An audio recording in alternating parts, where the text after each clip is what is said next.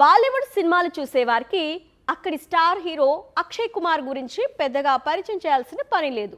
అయితే ఈ స్టార్ ఇప్పుడు హీరోయిజం వదిలేసి విలనిజం మీద పడ్డాడు. వచ్చే ఏడాది విడుదలయ్యే 2 భారీ హిందీ చిత్రాల్లో కిల్లాడి కుమార్ ప్రతినాయకుడిగా కనిపించి సర్ప్రైజ్ చేయబోతున్నాడు. రజనీకాంత్ చిత్రం 2.0లో విలన్ రోల్ చేశాడు అక్షయ్ కుమార్. ఆ తర్వాత విలన్ కి దూరంగా ఉన్నాడు.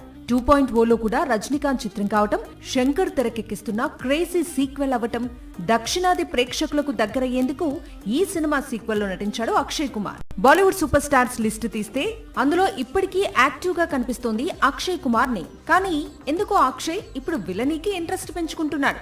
ఆల్రెడీ స్త్రీ 3లో ప్రతినాయకుడిగా కనిపించేందుకు సిద్ధమవుతున్నాడు. ఇప్పుడు మరో హిందీ చిత్రం గోల్మాల్ 5లో విలన్ రోల్ చేసేందుకు డేట్స్ లాక్ చేశాడట.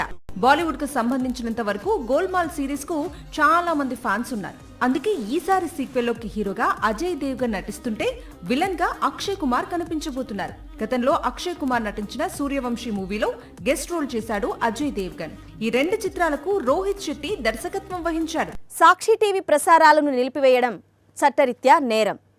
సాక్షి టీవీ ప్రసారాల కోసం మీ స్థానిక కేబుల్ ఆపరేటర్ని వెంటనే సంప్రదించండి. డిటిహెచ్లో, ఇంటర్నెట్లో కూడా సాక్షి టీవీ ప్రసారాలను వీక్షించవచ్చు.